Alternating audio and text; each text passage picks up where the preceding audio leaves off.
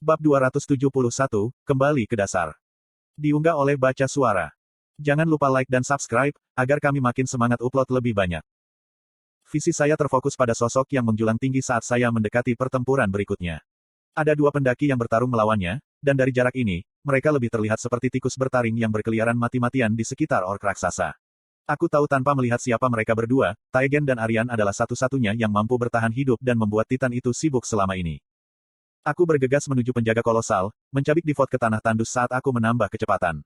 Tanganku mencengkeram erat pegangan melengkung dari belati putih, dibandingkan dengan ukuran monster yang akan aku hadapi. Belati ini bahkan tidak bisa berfungsi sebagai tusuk giginya, tetapi memilikinya di tanganku membuatku merasa lebih percaya diri.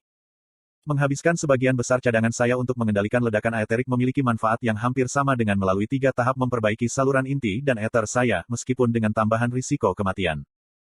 Saya bisa merasakan perbedaan yang rumit dan kecil dalam cara aether mengalir ke seluruh tubuh saya.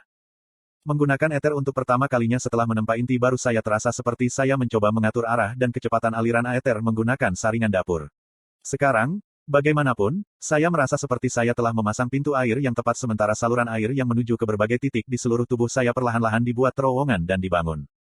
Saya secara fisik lebih kuat dan lebih kuat daripada sebelumnya, tetapi saya tahu itu belum cukup untuk menghadapi Skites.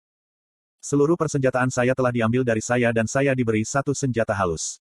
Saya akhirnya mulai belajar bagaimana menggunakannya. Sekarang, untuk menebus keserbagunaan yang telah hilang di mana, saya harus dapat menggunakan aether pada level yang jauh di atas tidak hanya klan Indrat, tetapi juga para penyihir kuno. Yang pertama menyadari kehadiranku adalah binatang raksasa itu. Wajahnya yang seperti kelelawar mendekat ke arahku dan mengeluarkan jeritan marah yang mengguncang tanah. Saat aku menyatukan aether ke kakiku, berakselerasi untuk bertemu langsung dengan monster itu, aku terkejut dengan betapa lebih alami tindakan itu datang. Segala sesuatu kecuali wajah sekop binatang itu menjadi kabur saat aku membalut belati. Aku melompat dari tanah, berputar untuk mendapatkan momentum seranganku. Bahkan binatang buas itu tidak siap untuk peningkatan mendadak dalam kecepatanku saat dia mencoba menarik kepalanya kembali. Itu tidak cukup cepat. Belati yang dipegang di tanganku, bilahnya menghadap ke bawah, berubah menjadi garis putih dan ungu yang berkilauan saat menembus sisi hidungnya. Dan sementara senjataku hanya sebagian kecil dari ukurannya, dampaknya sama sekali tidak. Suara guntur meletus dari benturan, mengirimkan gelombang kejut yang sangat kuat sehingga hampir terlihat. Kepalanya dicambuk ke samping, membuat binatang itu terhuyung cukup lama sehingga Aryan bisa menyerbu dan melepaskan aliran bulan sabit emas. Taegen, yang tubuhnya dihiasi dengan baju besi yang rumit dari tanah, melancarkan serangan dahsyat hampir sekeras milikku yang menggunakan tongkat. Baik Aryan dan Taegen telah memusatkan perhatian pada kaki yang menanggung beban paling berat dari binatang itu setelah seranganku mengenai.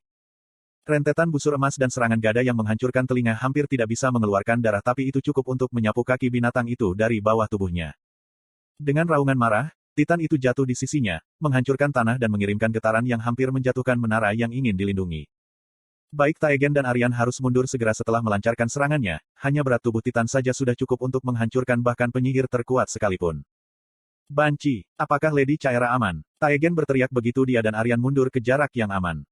Dia pulih dari jarak yang aman dengan Daria. Aku balas berteriak, tatapanku tertuju pada binatang raksasa yang mencoba bangkit kembali. Sepertinya kami berhutang budi padamu, jawab Aryan, suaranya tenang tapi anehnya jelas meskipun jaraknya jauh dan suara yang datang dari Titan.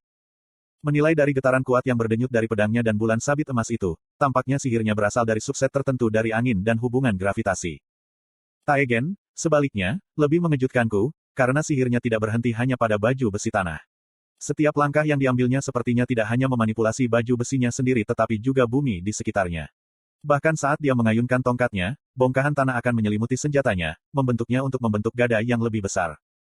Aku juga tidak menyia-nyiakan kesempatan itu, mendaratkan beberapa serangan lagi di wajahnya untuk mencegahnya bangkit selama mungkin. Meski ukurannya kolosal, bagaimanapun, binatang itu ternyata cekatan. Ia bisa pulih dengan mendorong tanah dengan ekornya yang panjang. Segera setelah ia kembali dengan keenam kakinya, ia memutar leher dan ekornya seperti cambuk, melubangi bongkahan tanah tempat ia melewatinya dan meluncurkan pecahan tanah di sekelilingnya dalam upaya untuk membuat kita tetap jarak. Saya berkelok-kelok melalui bongkahan tanah seukuran gerbong yang turun dalam upaya untuk tetap berada dalam jangkauan serangan. Dengan inti aether saya masih di tengah mengisi cadangannya, saya tidak bisa mengambil risiko menggunakan ledakan aether. Masalahnya adalah bahwa binatang itu begitu besar sehingga tidak ada jumlah tusukan atau pukulan yang akan menyebabkan kerusakan yang signifikan kecuali saya menemukan titik lemah bahkan jika ada. Sebuah tabrakan keras bergema di tengah-tengah kekacauan yang terjadi dan binatang itu tertekuk sesaat sebelum mencambuk ekornya. Taegen, benar-benar dibalut baju besi batu yang membuatnya lebih terlihat seperti golem daripada manusia, telah menangani binatang itu. Dan segera, dia dipukul seperti lalat kotoran. Dia jatuh seperti meteor ke tanah dan segera terkubur di dalam awan tebal debu dan puing-puing. Sudah tertanam dalam diri saya untuk selalu menjaga seluruh medan perang dalam pandangan saya, menyimpan semua yang terjadi di sekitar saya di kepala saya bahkan jika saya tidak dapat segera bertindak. Mencapai kaki kiri depan di mana Aryan sebelumnya melancarkan serangannya, saya bisa melihat beberapa luka dalam di kaki setinggi 3 lantai itu. Saya harus fokus pada itu. Saya menendang dari tanah dan menancapkan belati saya, dan eter yang mengelilinginya, ke dalam luka yang sangat dalam yang dibuat Aryan. Darah merah muda tumpah kemana-mana, menutupi saya hampir seluruhnya. Bayangan raksasa tiba-tiba menyelimuti saya saat kepala binatang itu mendekat dengan cepat. Mencabut belati dari dagingnya, aku bersiap untuk menghadapinya sampai bola mana yang berputar menghantam sisi binatang itu. Aryan berada beberapa meter jauhnya, tubuhnya mengeluarkan aura yang luar biasa saat binatang itu berbalik menghadapnya. Ekspresi pendekar pedang itu menjadi gelap saat dia bersiap untuk menghadapi monster kolosal, ketika sebuah ide muncul di benaknya. Seberapa kuat serangan yang bisa kamu luncurkan? Saya berteriak. Binatang buas itu mengangkat kepalanya tinggi-tinggi, menjaga kami berdua tetap dalam pandangannya. Seolah-olah dia mencoba untuk memutuskan mana yang akan dibunuh lebih dulu. Mungkin kekuatannya 5 kali lipat, tapi aku perlu lebih banyak waktu untuk bersiap, jawab Aryan, suaranya sejelas dia berdiri tepat di sampingku. Mengapa Anda bertanya? Anda harus mempercayai saya dalam hal ini. Saya berteriak kembali sebelum mengalihkan perhatian saya kembali ke binatang itu. Aku berubah menjadi serentetan bilah, menari di dalam 6 kaki raksasanya saat aku mengukir luka dan mengelak, lalu mengukir luka di luka itu dalam upaya untuk menjaga perhatian binatang raksasa itu hanya padaku. Bumi berguncang dengan setiap langkah yang diambil dan saya harus menghindari ekor yang kabur sesekali saat ia mencoba menyerang saya dari bawahnya. Semua fokus saya dihabiskan secara aktif membatasi keluaran aether saya, mengendalikannya seefisien mungkin dalam persiapan waktu yang tepat. Aku siap, kata Aryan dari jauh, sosoknya tak lebih besar dari burung gagak putih dari tempatku berada.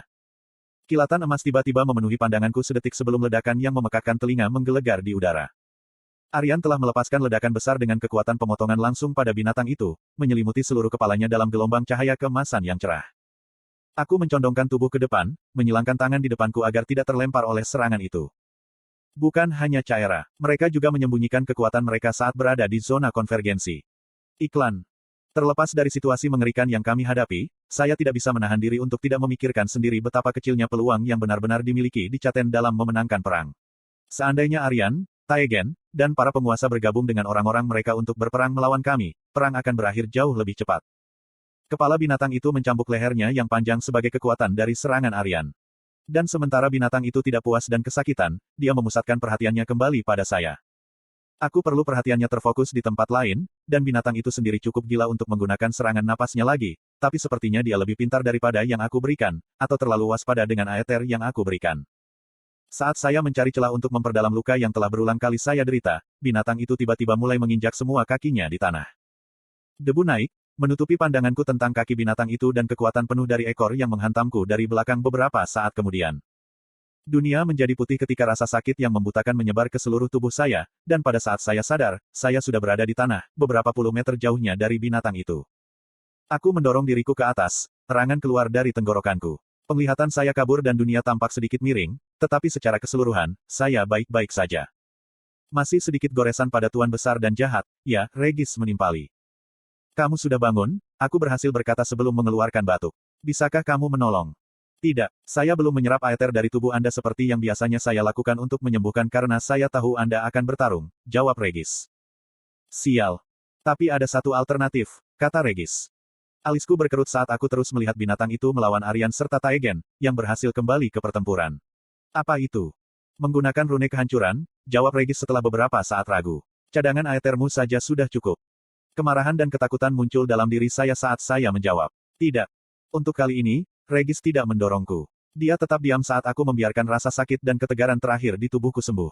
Aku ingin menggunakan rune penghancuran lebih dari siapapun, tetapi upaya terakhir membuatku menikam diriku sendiri agar tidak jatuh ke dalam keadaan gila, dan aku hampir tidak menggunakan kekuatannya. Ada juga masalah tambahan saksi. Baik Aryan dan Taegen akan melihat, dan bahkan jika Caera dapat menggunakan api yang rusak, saya yakin api ungu yang mampu menghancurkan binatang setinggi 9 lantai akan menimbulkan beberapa pertanyaan. Saat aku kembali ke medan perang, suara gendang pelan terdengar dari binatang itu, lebih tepatnya, mulutnya. Itu akan menggunakan serangan nafasnya lagi. Aryan telah mundur ke jarak yang aman, meminum beberapa botol obat mujarab dalam upaya untuk pulih. Sementara itu, Binatang itu memusatkan perhatian pada Taegen, yang tangan-tangannya yang berlapis batu raksasa sedang meraup potongan-potongan tanah raksasa, mengembun dan meluncurkannya ke kakinya di tempat aku melukainya. Mulutnya yang bergaris taring menyebar lebih lebar dari sebelumnya dan aku bisa merasakan fluktuasi di udara. Bahkan tanpa kemampuan untuk merasakan mana, aku tahu apa yang akan segera terjadi. Aku harus berada di bawah kepala binatang itu, sekarang. Kecuali, satu-satunya non-elemental yang bisa aku gunakan adalah salah satu yang aku coba dengan mana. Saat itu, tubuhku tidak dapat menahan bebannya, tetapi bahkan jika sekarang bisa, aku tidak dapat memanipulasi mana. Mengambil napas tajam, saya fokus secara internal pada keadaan tubuh saya saat saya terus berlari menuju binatang itu. Saya mencoba merasakan setiap otot di kaki, punggung, pinggul, dan otot inti saya bergerak dengan cara yang telah ditentukan sebelumnya dalam urutan yang ditetapkan, mendorong tubuh saya untuk bergerak dengan cara tertentu. Saya ingin meningkatkan setiap langkah dari proses ini, memasukkan kekuatan ke dalam setiap gerakan mikro otot, tendon, dan persendian untuk melampaui batas bahkan asura. Saya ingin menggunakan burst episode. Berasal dari penggunaan satu langkah eksplosif oleh Pantheon, burst step yang telah saya kembangkan, menggabungkan teori dasar manipulasi mana bersama dengan pengetahuan saya tentang anatomi manusia, berubah dari posisi diam menjadi ledakan-ledakan dalam sekejap, hampir sampai ke titik di mana, bagi mata yang tidak curiga, tubuh akan terlihat hampir ditarik dengan kecepatan tinggi dengan gaya yang lebih tinggi. Meskipun masih linear dan tidak lengkap, saya telah melampaui teknik asli Pantheon dengan burst episode. Pertanyaan sebenarnya saat ini adalah, dapatkah saya mereplikasi atau bahkan melampaui kesuksesan awal saya saat menggunakan Aether? Dengan bagian saya yang baru terbentuk di dalam tubuh saya mengatur waktu kekuatan, lokasi dan aliran Aether, setidaknya mencoba meniru ledakan dalam kecepatan bahkan jika saya harus melupakan mulai dari posisi diam. Dan, sebagian besar, itu berhasil. Menempa inti saya dan menempa bagian Aether saya melalui semua cobaan dan kesengsaraan telah memungkinkan saya dengan ketepatan tertentu dalam kendali saya. Dan seolah-olah dunia telah ditarik dari bawah saya, dunia menjadi kabur saat mata saya tetap fokus pada tujuan saya. Posisi dan waktu saya sama-sama ideal sebagai bola energi berkilauan yang terbentuk di dalam mulut binatang itu. Saya seharusnya senang. Sial, aku seharusnya sangat gembira. Jika saya bisa melakukan ini sekarang, dengan latihan yang cukup, ini berarti saya akan dapat menggunakan burst step sepenuhnya sesuka hati. Tapi saya tidak puas. Aku merasa seperti melewatkan sesuatu, perasaan yang sama seperti kata yang hilang di ujung lidah. Menyentuh dasar burst step, melihat dunia ditarik dari bawah saya saat saya menggunakan teknik ini membuat saya merasa seperti berada di puncak sesuatu yang lebih besar. Kecuali aku tidak tahu apa. Tanpa waktu untuk merenung, saya menggabungkan Aether yang tersisa ke tengah telapak tangan saya dan mendorong semburan ungu kental yang menutup rahang bawah binatang itu tepat saat ia akan melepaskan serangan nafasnya yang merusak. Untuk sesaat, aku takut binatang itu akan membuka kembali mulutnya dan melepaskan ledakan energinya, tetapi Taegen bereaksi seolah-olah dia telah membaca pikiranku. Sebuah batu besar meluncur dari langit, dan hanya setelah beberapa saat aku menyadari bahwa Taegenlah yang telah membentuk seluruh baju besinya menjadi kepala tongkatnya untuk membentuk bola tanah raksasa ini. Dengan seranganku dan dia menutup mulutnya yang tertutup, serangan nafas binatang itu meledak di dalam mulutnya. Sebuah gedebu pelan bergema dan gelombang kejut yang dihasilkan di dalam mulut binatang itu dari kekuatan itu cukup kuat untuk mengirim Taegen dan bahkan Aryan meluncur di udara. Saya telah berhasil melabuhkan diri saya, menggali kedua tangan dan kaki saya ke tanah agar tetap dalam jangkauan. Saat terkuras dan kesakitan, saya tahu bahwa binatang itu masih hidup dengan bagaimana dia berjuang untuk mendapatkan kembali keseimbangannya meskipun awan asap meletus dari kepalanya. Dan meskipun saya masih kesulitan dengan kata itu di ujung lidah saya harus mengakhiri pertempuran ini terlebih dahulu. Saya mencabut belati dari sarungnya dan mengarahkannya langsung ke paha saya. Regis, ayo kita lakukan, kataku dan dengusan sederhana penegasan saja yang diperlukan sebelum tsunami pengetahuan, wawasan dan, yang terpenting, kekuatan, menyapu diriku. Mengambil kesempatan sementara Taegen dan Aryan bingung dan mudah-mudahan tidak sadarkan diri, saya menelan Titan yang terluka dan tak berdaya di dalam api ametis penghancur yang dingin. Bagian terakhir dari ingatan saya adalah tentang diri saya sendiri, ketidakpuasan dan lapar akan lebih banyak kematian, mata saya mencari korban berikutnya. Namun gelombang rasa sakit yang memancar dari belati membuat saya cukup waras untuk mendorongnya lebih dalam, akhirnya menyebabkan tubuh saya runtuh. Namun, terlepas dari betapa menyedihkan perasaanku, dikendalikan oleh kekuatan yang telah kubuka, sebuah pencerahan datang kepadaku. Saya tahu apa yang hilang di burst episode. Saat itulah kegelapan menguasai saya.